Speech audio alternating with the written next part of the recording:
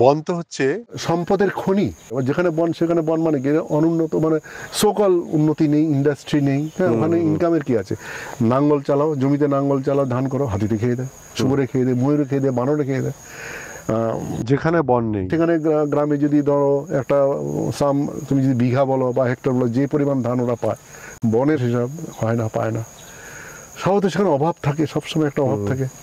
তো জল ফিল্টার ছিল না তখন, ওষুধ ছিল, রোগ ছিল, ম্যালেরিয়া অনেক বেশি ছিল, হাসপাতাল দূরে ছিল। তাহলে একটা রিসোর্স ছিল, সেটা গাছ। আর বাইরের লোকের একটা দরকার ছিল কাঠের। তো ওরা লোভ দেখাতো, যা কাঠ দিলে তো কত টাকা দেবো, কাঠ দিলে তো একটা কাঠের ইয়ে ছিল। এবং সব জায়গায় ভারতবর্ষের সব জায়গায় বিভিন্ন political party, multi party, democracy. এবার কোনো একটা পার্টি যদি স্ট্যান্ডিং থাকে, সেই পার্টি মানে রুলিং পার্টি, ও পার্টিতে কেউ আসতে পারে না। এবার যেহেতু রুলিং পার্টি থাকে, তার তখন দায়িত্ব থাকে যদি সরকারি রাখতে হয়। এবার যে পার্টি রুলিং পার্টির থেকে একটু বড় হতে চায়, তাহলে তার তো লোক দরকার। সে তখন বুক করে, যা তুই গাছ কাট, আমি তোর পক্ষে আছি। তাহলে এ পার্টি ভাঙিয়ে বি পার্টি হতে গেলে সম্পদ কি? গাছ কাটো, আমার দলে আসো, গাছ কাটো, আমার দলে আসো। কিন্তু সে প্রোটেকশন দিতে পারবে সে পার্টি? হ্যাঁ, দিচ্ছে, লোক আছে। মানে আমাদের কি হয়, ধরো সেই পার্টিতে লোকজন থাকলে এটা কেউ আসতে তৈরি করে, ইনফরমেশন ব্লক করতে পারে, ধরতে গেলে আটকাতে পারে। কি হচ্ছে, ডেমোক্রেসিতে তো আর যাই হোক তো ফাঁসি দিবে না, গুলি করবে না ওপেন, কোনো জানে সবাই। আর লোক ও পার্টিতে, আর যখন সরকারি যখন কোনো পার্টি থাকে, তার একটা দায়িত্ব থাকে, সে ততটা এগ্রেসিভ হতে পারে না, এত বড় গাছ কাটিস না, এই জঙ্গলে ঢুকিস না, এটা আমাদের জঙ্গল, আমরা সরকারে আছি। আর যে সরকারে নেই, তার তো কিছু নেই। হ্যাঁ, সে গিয়ে গরিব মানুষ গরু চড়াতে গেছে, পার্টির লোকও বাড়ছে। এই করতে গিয়ে আমি ধরে ফেললাম। আবার অনেক ব্যাপার আছে এখানে। একই যখন আবার মিলিজুলি সরকার হয়, মানে বড় পার্টি, ছোট পার্টি, মাঝিরা পার্টি হয়, তাহলে বড় পার্টির ক্ষমতা বেশি, ছোট পার্টি, মেজো পার্টি ক্ষমতা কম। এবং যেখানে ছোট পার্টি আছে, কোনো জায়গায় ছোট পার্টিও আছে, সেই ছোট পার্টিটা সেই অঞ্চলে বড় পার্টি, রাজ্যে বড় পার্টি না, দেশে বড়, সে অঞ্চলটাতে বড় পার্টি। কিন্তু বড় পার্টি সরকারের মেইন জায়গায় আছে, ছোট পার্টি ছোট জায়গায় আছে। তাহলে ওই ছোট পার্টির জায়গাটাকে বড় পার্টি গিলে ফেলবে, ছোট থাকা যাবে না, পুঁটি মাছ তো থাকা যাবে না, ওটাকে আমি দরকার। এইরকম তো একটা আগ্রাসন ছিল না, আছে। এবার বড় পার্টি রাজ্যে আছে, ছোট পার্টি ওদের সাথে আছে, কিন্তু ওই এলাকাটাতে ছোট পার্টির বেশি দাদাগিরি আছে। ওই দাদাগিরিটাই ভাঙতে হবে। তাহলে কি হয়, গাছ কাট, আমি তো বড় পার্টি আছি, আমার কাছে ঢুক, তোকে কেউ ধরতে পারবে না। এবার ছোট পার্টি করে সত্যি তো, ছোট পার্টি করলে তো বড় পার্টি গাছ কাটতে দেয় না। ছোট পার্টি ছুটে যদি বড় পার্টিতে ঢুকি, গাছ কাটতে পারবো, তো ঢুকা সবাই। এবার ঢুকছে, আমি ধরছি, ধরছি, তখন বলছে আপনি সরকার বিরোধী কাজ করছেন। তোমাকে বলছে? হ্যাঁ, সরকার বিরোধী কাজ করছেন, আমাদের পার্টির লোকগুলোকে সব নিয়ে অ্যারেস্ট করছেন, তার গাড়ি অ্যারেস্ট করছে, গাড়ি সিজ করছেন। এই নিয়ে আর কি সব হলো টলো। তখন তো তোমার বয়সও কম। হ্যাঁ, কত 26-27 বছর বয়স। তোমার সাহস আছে। তারপর হওয়ার পরে বাস হলো। তখন কি হচ্ছে, এটা মানে আমার যারা উপরের লোক ছিলেন, তারা ভালোবাসতেন, জানতেন, না একে বাঁচাতে হবে, আমাকে একটা ট্রেনিংয়ে পাঠালো। সেটাই আমার জীবনের মোড় হয়ে গেল। Wildlife Institute of India, দেরাদুনে চলে গেলাম। দেরাদুন চলে গেলাম। ওখানে ট্রেনিং করার পরে জীবন দর্শনটা পাল্টে গেল। আচ্ছা, তখন থেকে আমি বন্যপ্রাণ নিয়ে কাজ করছি। ওইখানে ট্রেনিংটা খুব ভালো। আমার কাছে অনেকে নেগেটিভ ভাবে নেই, আমার কাছে খুব পজিটিভ ট্রেনিং ছিল। আচ্ছা, মানে ফরেস্ট্রি, ওয়াইল্ড লাইফ ম্যানেজমেন্ট আমাকে শিখিয়ে দিল যে ডিপ্লোম্যাটিক ওয়েতে কি করে ফরেস্টকে রক্ষা করা যায়। তুমি ওই কাঠের ওই গল্পটা, আমরা খবর ছিল, আমাদের খবর ছিল যে তখন আমার চাকরি, প্রথম জীবন, খুব এনার্জি ছিল। তো বলছে কোথাও একটা বাগান থেকে লোক ঢুকেছে, গাছ কেটে সেটা তোমার নিয়ে আসবে। তা আমরা আমাদের ইনফরমেশন অনুযায়ী আমরা গিয়ে এরকম একটা মরা গাছের পাশে বসেছিলাম। পাশে এরকম বনতুলসী গাছে, যে গাছগুলো রয়েছে বনতুলসী গাছের ঝোপ। তো আমরা দূর থেকে দেখতে পাচ্ছি যে 4 জন লোক, একটা সামনে 2 জন টানছে, পিছন থেকে বড় একটা, তখন তো বুঝতে পারছি না, আমরা ধারণা শাল গাছই হবে, লোক একটা গুড়ি, বিশাল বড় গুড়ি নিয়ে ঠেলতে আসছে রাস্তা দিয়ে। তো আমরা ভাবছি গিয়ে ধরবো জাম করে, কিন্তু সামনে একজন লোক ছিল চোপার নিয়ে, এরকম করে চোপার একটা চা বাগানে যে পাতা কাটে, দুদিকে লম্বা থাকে, দুদিকে ধার থাকে, এরকম দুদিকে মারে ওরা। আচ্ছা, হাতে টর্চ নিয়েও সামনে আসছে। আমরা ভাবলাম যে কি করে ধরবো, দেখা যাক, আসুক সামনে। কিন্তু ওরা যখন অ্যাপ্রোচ করলো, আমাদের একটা স্টাফ কেসে দিল, কাশি পেয়ে গেল। কাশি শুনে যে ওই চোপারটা মারলো না এরকম করে, এরকম শর্ট করে মারলো, উপরের যে গাছ আগাছাগুলো ছিল এরকম চা গাছের মতো এরকম টেবিল হয়ে গেল। মানে আমাদের ভাগ্য ভালো বা রিফ্লাক্স বলো, আমরা সেই সময়টায় মাথাটাকে নিচু করে ফেললে, না হলে এই দিক দিয়ে আমরা সবাই একসাথে 2-3 জনও চলে যেতে পারতাম। এত এত এত জোর ওদের, পাওয়ারফুল, চেহারা প্রচন্ড। আমরা ওই সময় আমার এক স্টাফ ফাট করে গুলি করে দিল, মানে টিগার হাত থেকে গেছে। পুরো গুলিটা ওই যার হাতে চোপার ছিল তার হাত পেটে ঢুকে গেল। এটা কি ওই 12 চারটা গুলি? হ্যাঁ, ছড়া গুলি। ওরে সাবাস। আমরা বেঁচে গেলাম, লোকটা এরকম তারপর দেখলাম। তারপর লোকটাকে যখন মারলাম, লোকটা দিয়ে চেনা লোক, একটা সার্টেন পলিটিক্যাল পার্টির লোক। আমি বললাম কালকে তো অবস্থা খারাপ হয়ে যাবে, একদম পয়েন্ট ব্ল্যাঙ্ক। বনের কি পজিশনে কি হলো লোকে তো পরে বুঝবে না আমরা কি ভাবছিলাম।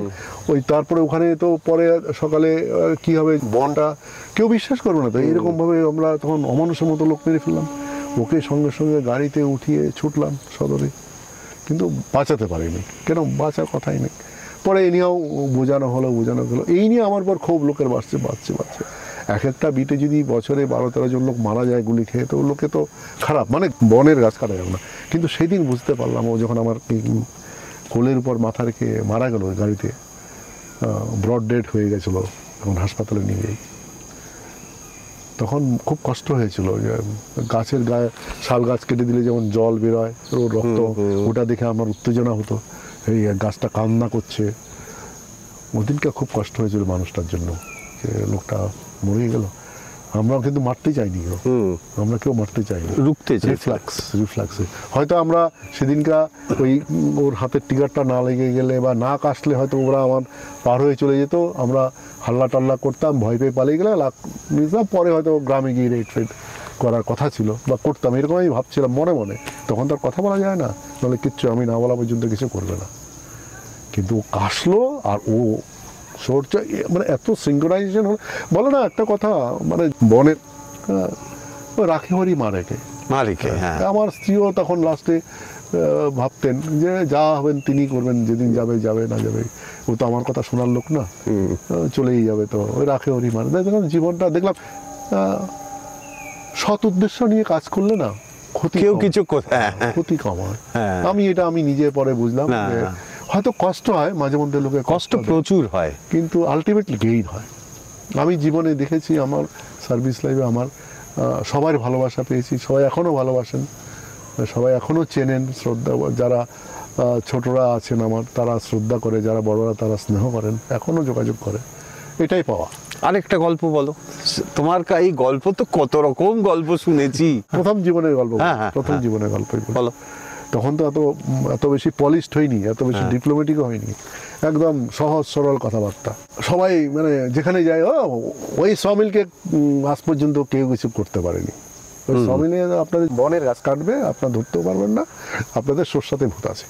আমার বসকে বলি, এরকম বলে আমাকে সবাই, উনি মিসকি হাসে, মানে ঠিকই বলে আর কি, সেও বলে সেও বলে না, বা উনিও হয়তো অবজার্ভ করছে যে দেখি তুমি বা কি করো। আমি তাই, দাঁড়াও তো, এত ক্ষমতা। হ্যাঁ, বলছে আর যদি ধরেনও আপনি মিল থেকে বেরিয়ে আসতে পারবেন না। হ্যাঁ, আচ্ছা ঠিক আছে, দেখা যাক কি হয়। ও যে ধরনের লোক, মানে যেই রঙের লোক, আমাদের অফিসে রঙের লোক আছে, আমাদের ওর রঙের একটা লোককে আমি পকড়া করলাম, যে তুমি কার লোক, তোমাকে প্রমাণ করতে হবে, যে কোনোভাবে ওকে কবজা করলাম। না স্যার, আপনি কেন বলছেন? না, ওর ওখানে শাল গাছ চেরা হয়, শিশু গাছ চেরা হয়, আমরা এখানে কি, আপনি বসে আছি এমনি, সরকারের টাকা মায়না দিচ্ছে, এত বড় ক্ষমতা আবার বলে বেড়াচ্ছে। তুমিও তো একদিন বলেছো যে ওর মিলে ঢুকে কিচ্ছু পাবেন না। আমার কিন্তু চাই, আমাকে কি করতে পারি না, মানে আমি ওই করাতের উপরে, ব্লেডের উপরে, টেবিলের উপরে আমি একটা শাল গাছ বা শিশু গাছ আমার লাগবেই। আমি দেখতে চাই কি করে করে। মাথা চুলকায়, কিছু বলে না। একদিন দুদিন যায়, একদিনকে রাতে ওই কি হয়েছে, ওর কি বিবেক দংশন, সেম কালারের লোক ওরা সব। স্যার আমার কিন্তু দায়িত্ব নাই, কিন্তু আমি বলে দিলাম কিছু পরে কিন্তু সামলাবেন আপনি। আমি এইটুক করলাম, আমি কিন্তু আর কিছু করবো না, আমি কিন্তু অনেক স্যার বলে দিলাম। ঠিক আছে, টিপসটা দিয়ে দিল। না, টিপসটা দিয়ে দিল, তাহলে তুমি কিন্তু আমার সাথে যাবে, তুমি বলবে আমার অফিসে আমার কিছু কারণে স্যার আমাকে মারবে না, তোমার তো কিছু না, টাকা আমাকে প্রথমে আমাকে মারবে। 3 জন লোক, 3 পার্সন। তিনজন গেছো? 3 জন গেছি দিনের বেলায় তো। ও কেন লোক নিয়ে যাবো, কোনো গুলি বন্দুক কিছু নয়। যে খবর দিয়েছে তার হাতে তালা চাবি দিলাম, গালা দিলাম। আমাদের একটা হাতুড়ি থাকে, আমার একটা ছোট এটা এটা এটা সাহসী বিটু স্যার ছিল। হাতুড়িটা কিসে? ওটা কোনো সরকারি বাজেয়াপ্ত করতে গেলে ওটা মারলে ওটা পাওয়া মানে চিহ্ন, মানে ওটা আমাদের সরকারের হয়ে গেল। আচ্ছা আচ্ছা আচ্ছা গালা সিলের মতো, আচ্ছা আচ্ছা আচ্ছা আমরা হ্যামার বলি। আচ্ছা তো ওটা গালার উপরে মেরে দিতে হয়। তো ভদ্রলোক যে খবর দিয়েছে তাকেই নিয়ে গেছে, নাহলে আমি দাঁড়িয়ে থাকবে, ওই লক শুদ্ধ তুমি ওটাকে ওখানে সিল করবে। হ্যাঁ, লম্বা চেন তো আমাদের কেনাই থাকে এগুলো। এইসব দিনের বেলায় এই কত 9:15 10টার দিকে এরকম গিয়ে আমরা, উনি দাঁড়িয়ে আছেন, হঠাৎ করে আমাকে দেখে, গাড়ি টাড়ি নেই তো, পিছন দিকে হেঁটে ঢুকে গেছি, না তো সরিয়ে দেবে, মানে কাছেই হেঁটে গিয়ে ধরেছি, ধরে রে ও তো কাজে লাগাও, তালা লাগাও, কত ওই মালিক আসছে বলে দিন কাগজপত্র দিন, কোথায় পেলেন কার্ডটা, না পরে দেবো, পরে তো পরে এলে পরে এসে খুলবো, আগে তো লক করি। ওই সেরকম লাইট ডায়লগ দিলে, এত এলো গেলো, কত বড় বড় রেঞ্জার আসলো গেলো, আমার কোনোদিন সব কিছু হয়নি, বদনাম হয়নি, আজকে আমার এরকম বদনাম হলে আপনি, না এটা আমার নিজের কেনাকাটা, ঠিক আছে ছেড়ে দেবো, আপনি জমা দেবেন, ছেড়ে দেবো, এখন তালা লাগাবো, তালা লাগিয়ে গিয়ে চলে আসলাম। চলে এসে আমি আমার সদরে, নাম বলছি না, সদরে চলে গেলাম, গিয়ে আমার বসকে গিয়ে বসলাম, বস খবর পেয়ে গেছে বস। তো ফোন টোন বা ট্রাঙ্ক, তখন তো ট্রাঙ্ক বুক হতো, আমার তো যেতে সময় লাগে সদরে, 60 কিলোমিটার দূরে সদর। তা আমাকে দেখে হাসে, মিটি করে হাসে, ओके वेल डन अच्छा क्या किया आपने, कुछ तो नहीं किया, अरे ठीक क्या मैं हूँ, कुछ डन नहीं है, ठीक है। আচ্ছা সাপোর্ট দিয়ে দিয়েছে। ঘরে ঘরে আটি করছে, আমাকে আটি করছে, আপনি তাড়াতাড়ি চলে আসুন, ঘরে চলে আসলাম। মিসেস ঘরে, আমার বড় মেয়েটি তখন এই 6 মাসের, ছোট একদম, জঙ্গলের কোয়ার্টারে আছে। মিসেস কান্নাকাটি করছে, তাহলে কী হলো, কাঁদছে কেন, আমি তো ঠিকই আছি, না ঠিক নেই, আমি তখন না আমার কোয়ার্টারটার সবসময় লক অ্যান্ড কি করে রাখতাম, বাইরে দিয়ে আমি লক করে চলে যেতাম, একটা চাবি ওনার কাছে থাকতো, একটা আমি নিয়ে যেতাম, কখন জঙ্গল এলাকা, তো পিছন দিকে আরেকটা দরজা ছিল, ওইদিকে আমাদের কাজের লোকটা, ওটা সার্ভেন্ট রুম, তো ওই মিলের মালিক বিকালবেলায় এই সন্ধ্যার আগে আমার কোয়ার্টারে গেছে, একটা বন্দুক নিয়ে গেছে, একটা বন্দুক ঝুলিয়ে গেছে, গিয়ে কলিং বেল টিপে বলছে, মিসেস আমি ভাবছি আমি এসে গেছি, সন্ধ্যা হয়ে গেছে, চোখে জল এসে দেখা যায়, অবাক, এই আমার মতো লম্বা চড়া সেই মালিক, আপনার হাজব্যান্ডকে বলে দেবেন ওনার কাছে গেলে বন্দুক নেই, আমার লন্ডন মেড বন্দুক, আমার কাছেও গুলি আছে, বলে গেলাম, আমার মিল খুলে নেবে, এটা কিন্তু একটা গুলি একবার সব আপনার একদম ঢুকিয়ে দেবো। ওই সবাস ঘরে এসে বলে গেছে, ওই শুনে তো মিসেস কান্নাকাটি, স্বাভাবিক বাচ্চাটা এটুকু, বলে তাই তোমাকে, তুমি কিছু বলনি, আমি এটা ওরে বলে আউট অফ ইয়েতে বলে দিয়েছি, আমার দিকে হা করে ভেলভেল করে দেখাচ্ছে, আমি কি বলবো, ওনার বক্তব্যটা আমি কি বলবো। পরের দিন তো আমি যা রিপোর্ট দিয়ে আসলাম, পরের দিন আবার গেলাম, গিয়ে আবার বন্দুক, আমি কিন্তু বন্দুক নিয়ে সেদিনও আসিনি, আজকেও আসিনি, সব মাল মেজারমেন্ট করবো আপনার। ও তুমি আবার এটাই হচ্ছে, মানে তুমি যদি নিজের, আমি তো আমার সাথে ওর কোনো রিলেশন নেই, আমি বলেছি আপনার সাথে আমার কোনো শত্রুতা নেই, আপনি ইলিগাল করছেন, আপনি যে কোনো পার্টিতে বিলং করুন, এই যে ছোট ছোট ঘটনাগুলো আমাকে যে মানে ওখানে পাঠিয়ে দিল ওভারনাইট দেরাদুনে, তার কারণ একদিন না, এগুলো অনেক ছোট অনেক ঘটনা ঘটেছে, এরকম অনেক ছোট ঘটনা ঘটেছে। হ্যাঁ, পাঠিয়ে দিল দেরাদুনে, মানে কি ওটা পানিশমেন্ট না, মানে ওরা এত বিরক্ত হয়ে গেছে, এ থাকলে আমাদের পার্টিটা এখানে থাকবে না তো, আচ্ছা, আমাদের পার্টির সব লোক শেষ হয়ে যাবে।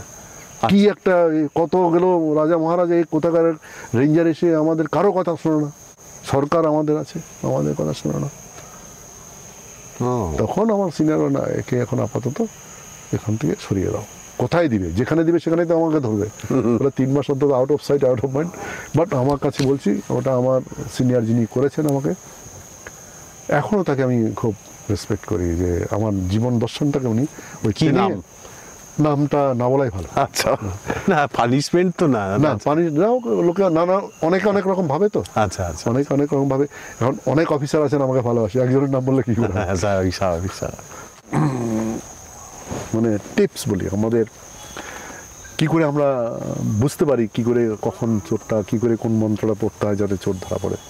খবর পেলাম আগে তো বনে ট্রাক ঢুকিয়ে চুরি হতো, তো ট্রাক ঢুকেছে, সেই ট্রাকে গুড়ির লোড হচ্ছে। এখন তুমি প্রশ্নই করতে পারো আপনার কি ডিউটি করেন বনে ট্রাক ঢুকে। না সেটা তখন কারণ তো হচ্ছে বনটা অবারিত, মানে চার কোনো বাউন্ডারি ওয়াল নেই, বাউন্ডারি ছিল না, গেটও ছিল, গেটও ছিল না। হ্যাঁ। আর হচ্ছে স্টাফ সংখ্যা এমন না, মানে এটা তুমি 30 বছর আগের আগে কথা বলা। বলছো। আর স্টাফের ক্ষমতা, আমার স্টাফের সংখ্যা এত নেই যে ফায়ার ব্রিগেডের মতো 8 ঘন্টা পর পর রোটেশন করা যায়। আমাদের সেরকম নেই, কোনোদিনই হ্যাঁ। স্ট্রেংথ ছিল না, এখনো নাই, ভবিষ্যতে থাকবে না তাও যায় না। কিন্তু 8 ঘন্টা পর পর রোটেশনের স্টাফ থাকলে বনটা অনেক বেশি সুরক্ষিত থাকতো।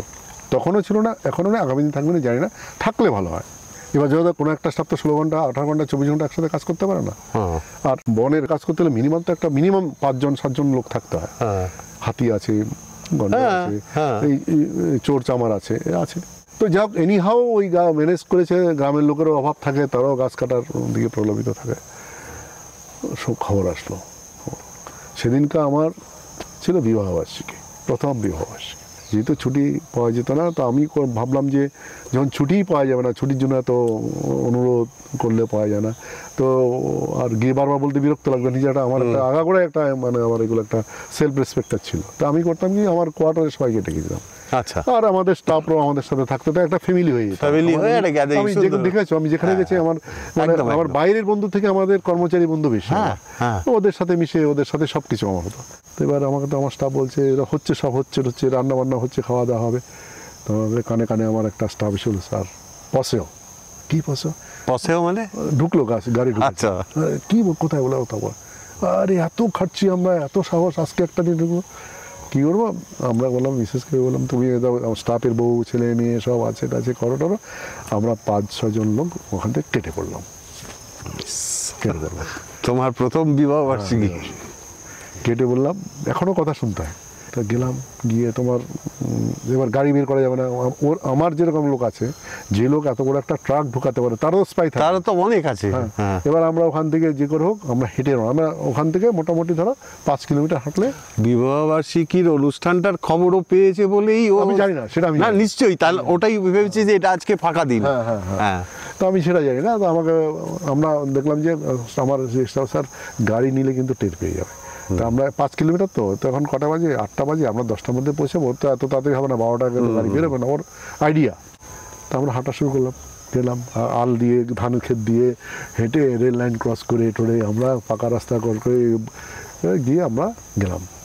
গিয়ে আমরা দেখলাম, হ্যাঁ সত্যি ঢাপ ঢপ ঢাপ শব্দ হচ্ছে। হ্যাঁ, এবার যেতে তো হবে, আমাদেরকে যেতে হবে। কারণ সবাই এখন আর লাইট জ্বালাবে না, ওদের লাইট আমরা ফলো করে যাব। অনেকে আমাকে স্টাফরা অনেকে বলে, ওই কাশির ব্যাপারটাও বলে, এই ব্যাপারটাই বলে, স্যার ও কিন্তু তাহলে ওদের দলের লোক। আমি কিন্তু আজ পর্যন্ত বিশ্বাস করি না, আমি এখনও বিশ্বাস করি না। আমি এগুলোকে অ্যাক্সিডেন্ট ভাবি, নাহলে আমার সাথে। সেদিনে একই কথা, টর্চ জ্বালানোর কথা নেই কারো, আমরা একদম কাছে যাব, তারপরে চারদিকে ঘিরে যদি 1-2জনকে ধরতে পারি। কেন ট্রাক তো পাবো শিওর, কিন্তু লোক পাবো কিনা আমি জানি না। সেদিনও তাই, এরা ঝোড়া ছিল, ঝোড়া উঠতে গিয়ে একটা লোক পড়ে গিয়ে টর্চ লাইটটা জ্বালিয়ে দিল আকাশে। অনেকে বলে যে না ও ইচ্ছা করে করেছে, না অনেকে বলে, কিন্তু আমি আজ পর্যন্ত বলে আমি বিশ্বাস করি না। হয়তো হতে পারে, সেদিনকে যে কাশি দিল ওটাও হতে পারে। অনেকে আমাকে বলতো, এটা আমার প্রথম জীবনের ঘটনা, এটা ফার্স্ট 5 ইয়ার্স। যাক, সবাই তো পালিয়ে গেল। শুধু খয়ের গাছ কেটে, দামি গাছ, খয়ের গাছ লাগাচ্ছে, সব পালিয়ে গেল, একটা লোকও পেলাম না। মনটা খারাপ হয়ে গেল। সারা রাত লাইট ফাইট মেরে ভোর হয়ে গেল, কোনো লোক পেলাম না। হ্যাঁ, তারপরে ট্রাকটাকে, আমাদের তো স্টাফ অনেকে, আমার ড্রাইভার, ওনার ড্রাইভারটাকে নিয়ে, যদি ট্রাক চালিয়ে নিয়ে আসবে, আমার গাড়ি নিয়ে জানি ড্রাফ, ওটা নিয়ে আমরা ট্রাকটাকে হেডকোয়ার্টারে নিয়ে আসলাম। এবার আমরা যারা গেছি, আর কয়েকজন স্টাফ ছিল যারা বিয়েতে ছিল, ওই অনুষ্ঠানটা ছিল, তোরা থাক। ওদেরকে আমি বললাম, ভাই তোমাদের ডিউটি এখন শুরু হলো।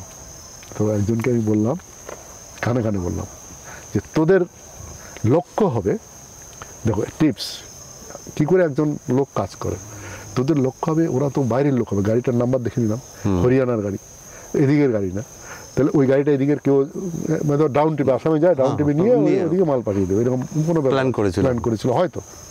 অ্যাটলিস্ট ড্রাইভার খালাসি কিন্তু পালাতে পারবে না, ওরা কোথাও না কোথাও গিয়ে উঠবে ভোরবেলায়। তো ফালাকাটা থেকে শুরু করে মাদেহাট পর্যন্ত তোমরা গাড়ি নিয়ে বেরো, মোটরসাইকেল নিয়ে, অত মোটরসাইকেলে থাকতে হবে, বেরো আর সব লাইন হোটেলগুলো চেক করো, যার পায়ে জুতো দেখবে না তাকে তুলে নিয়ে আসবে, কিচ্ছু বলবো না। আমি চাটা, লাল চাটা আমি খাবো, স্যার স্যার পাওয়া গেছে ওখানে লোক রেখে আসি, চলেন, তাহলে তুলে নিয়ে আসো, না স্যার আপনি চলেন। আর রাগ যা হলো না, তোমাদেরকে এত করে শিখালাম, তুলে আনতে তোমার ক্ষতি, গাড়ি নিয়ে যাও, তুলে নিয়ে আসো, তাহলে তো আর্গুমেন্ট করার সময় নেই। গেলাম, দেখলাম এরকম, আমার তো তখন না মানে বাঘের মতো অবস্থা। ঠিক বাবু একদম প্যান্ট শার্ট পরা, পায়ে জুতো নেই, হ্যাঁ পাটা ধুয়েছে, হ্যাঁ ঘাপ করে ধরলো। নদীটা তো পেরিয়েছে, কাজেই জুতো ওই পালিয়েছে না, তখন জুতো মতো সব তো খুলে গেছে, আমার একদম পরিষ্কার। আমি ভাবলাম জুতো মানে ওদের চপ্পল থাকবে, ট্রাকের ড্রাইভারে তো শু পরে, দুজনেরই পাটা ধুয়েছে বোঝা যাচ্ছে, কিন্তু জুতো দুজনের কারণেই। হ্যাঁ কী হলো কী হলো পরে দেখাবেন, তোল ধরে এরকম করে ধরে নিয়ে চলে আসলাম অফিসে। চললো ইন্টারোগেশন, স্বীকার করলো, স্বীকার করার পরে দেখো যে ট্রাকটা লাগিয়েছে সে পরে একটা বিশাল পলিটিক্যাল পার্টির বিশাল পদে উন্নীত হয়েছিল, সে তখন ডাকাত ছিল, এই মাফিয়া ছিল। আমি তখন সদরে গেলাম, দেখি বুলেট নিয়ে আমার পাশে ঘুরে বেড়াচ্ছে। হ্যাঁ কিন্তু তুমি তো মানে আমরা, ও বলে দিল, কিন্তু সেটা আমাকে ও একটা দেখো, একটা চোর বললেই তো সব কিছু আমাকে প্রমাণ করতে হবে, চোর তো অনেক কিছু বলবে, অমুকের বাড়ি অমুক পাঠিয়েছে। তো আমি সিম্পল ছিলাম। কথাটা হচ্ছে যে মনকে যদি ভালোবাসো তাহলে তোমাকে মাথাটাকে ওই লেভেলে চিন্তা করতে হবে। সত্যিকারে যদি তুমি যদি পড়াশোনাটা যদি ভালোবেসে করো, তোমার মাথায় অনেক দিন থাকবে। মনটাকে যদি ভালোবেসে আমি কাজ করি, তাহলে আমার প্রতি মুহূর্ত ভাববো কী করে ধরা যাবে। আমি তো ট্রাক পেয়ে গেছি, ঠিক আছে, ঠিক আছে, আমার তার কাটও পেয়ে গেছে, আমি রিল্যাক্স। আমার না লোকটা কোথায় গেলো, ড্রাইভারটা, এটা এখানকার গাড়ি নয়, এখানটা গাড়ি নয়, গাড়িটাকে তো এটা ফিট করে নিয়ে এসছে।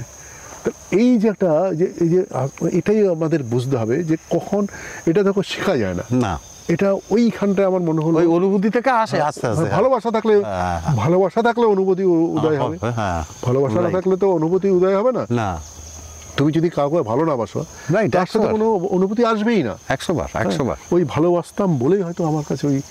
তারপরে ওটা কি কোর্টে, ওটা কোর্টে গেল,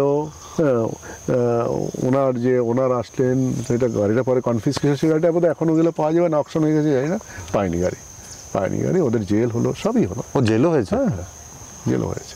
খালি ওই পলিটিক্যাল নেতার কিছু হলো না? না, ওর তো মিলটা আর খোলেনি। না মিল না, এই যে না ওটা যে বুলেটে পাস দিয়ে দাঁড়িয়েছিল, না ও তো আমরা প্রমাণ করতে পারবো না। আর কি হচ্ছে ওই যে তোমাকে একটা কথা বলি, যে একটা লোককে করতে গিয়ে যে সমস্তটাই আমাদের বন্ধ হয়ে যায়, আমরা তো ওকে সরাসরি করে একটা রেসপেক্টেড জায়গায় আছে এখন, তুই বলতে পারো না যতক্ষণ না সেটা অনলাইন ছিল, পরবর্তীতে ফলো আপ ছিল, সেটা পরবর্তীতে অন্য ডিভিশন থেকে অনেকে অনেক কাজ করেছেন, আমি করিনি, আমাকে আর ওখানে জড়ানো হয়। তো আমার বক্তব্য হচ্ছে, আমার এটা গল্পটা হচ্ছে ভালোবাসা থাকলেই বিভিন্ন রকম ধারণার উদয় হয়, সন্দেহের উদয় হয়, আত্মত্যাগের উদয় হয়। তোমার যদি কোনো কাউকে ভালোবাসো, সে কিছু করে তোমার মনে সন্দেহ হবে, আমাকে ঠকাচ্ছি কিনা, বা কিছু দিলে তোমার আনন্দ, আমাকে কত ভালোবাসে। ভালোবাসা না থাকলে খারাপ অনুভূতি, ভালো অনুভূতি কোনোটাই আসবে না। এটাই হচ্ছে মেন কথা আর কি, যে আমার ওই মুহূর্তে আমি এখনও ভাবি আমার ওই কথাটা কী করে মনে এলো। কারণ হচ্ছে আমি দেখেছি ওখানে ট্রাকের চারপাশে, আমি এই কথাটা স্টাফদেরকে তখন কাউকে বলিনি, না তাহলে ওটা জেনারেলাইজ হয়ে যেত। ওই খবরটা যদি আমার মধ্যেই কারো যদি ওই ওদের সাথে যুক্ত থাকতো, ওদেরকে বলতো তোরা জুতা কিনে নে। দেখেছি যে জুতোগুলো পড়ে আছে, ওখানে একটা পড়ে আছে, পালিয়েছে না, সব কাদাতে পড়ে আছে। তখন আমার ধারণা হলো আমি ওদের পায়ে জুতো থাকবো না। আমি কিন্তু এরা লিক করিনি, আবার যাকে বলেছি কানে কানে বলেছি, সবাইকে বলবি না, নিয়ে যা, দেখবি, তুই খালি দেখবি, তুই যদি কাউকে বলেছিস কোনো, দেখো কে আছে, একটা টিম লিডার হতে গেলে না, তুমি যতক্ষণ কাউকে হাতে নাতে ধরতে না পারো, তাকে সাথে থাকতে হবে। তোমার থেকে দূরে চলে গেলে তুমি কোনোদিন ধরতে পারবে না। রাইট।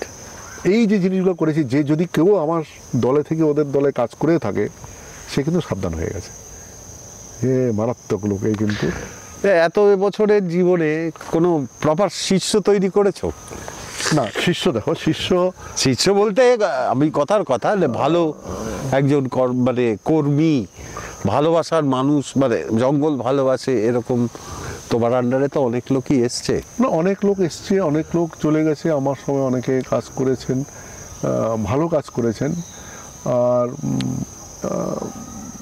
এটা কি হয়, এই ধারণাগুলো নেওয়া যায় যখন আমার সময়টায় যে পরিস্থিতিটা ছিল, এখন যে কাজ করছে তখন পরিস্থিতিটা পরিবর্তন হয়েছে, তাকে সেভাবে অ্যাডাপ্ট করতে হবে, তাকে একটু সেভাবে তৈরি ডেলিভারেট বলা হয়, মানে পরিবর্তন করে মোল্ড করতে হবে সেভাবে। অনেকে আছেন ওর কাজ করছেন, তার মধ্যে অনেকগুলো ফ্যাক্টর আছে।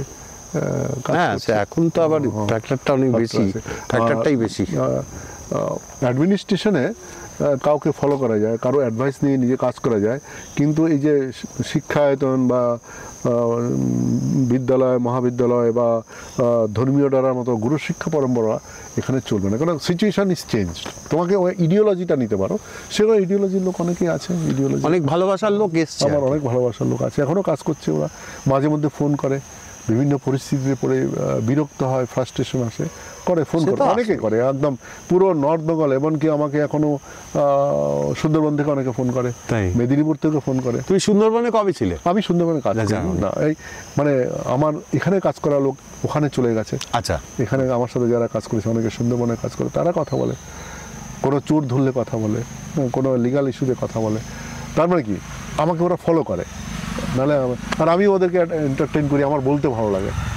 এই যে জেল হয়েছিল লরিওয়ালার, কত বছরের জেল হলো? আমাদের এখানে না এই লরিওয়ালাদের জন্য পানিশমেন্ট খুব বেশি থাকে না, 1 বছরের মধ্যে থাকে। আচ্ছা, যেহেতু ভাড়া খাটে। আর ম্যাক্সিমাম কিরকম হয়? যে ম্যাক্সিমাম তোমার শিডিউল আমাদের স্টেটে শিডিউল অ্যানিমেল, মানে হাতি, বাঘ, রাইনোসেরাস, গন্ডার, এগুলো 7.5 বছর, 7.5 years জেল হয়। এরকম কিছু হয়েছে তোমার হাতে? অনেক গল্প। আমি যখন মাদারিহাটে ছিলাম, মাদারিহাটে জলদাপাড়া, যখন আমি assistant wild life warden, recorded টাইমে আমরা কনভিকশন দিয়েছি, পরপর 5টা কেস কনভিকশন করেছি। আমরা তারা কি করেছিল? গন্ডার শিকার, ওরা মূলত গন্ডার শিকারের পার্টি, গন্ডার শিকারের পার্টি।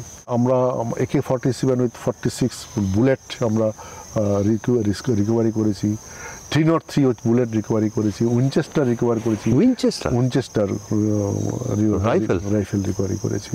সে রহস্যের গল্প একদিন বলা যাবে। হ্যাঁ, সে তো বলবো, সেটা শুনলে শিউরে উঠতে হবে যে খালি হাত পেয়ে AK-47 রিকভারি হলো কি করে। আপনাদের একটা লাইক আর সাবস্ক্রাইব আমাদের পথ চলার পাথেয় হবে।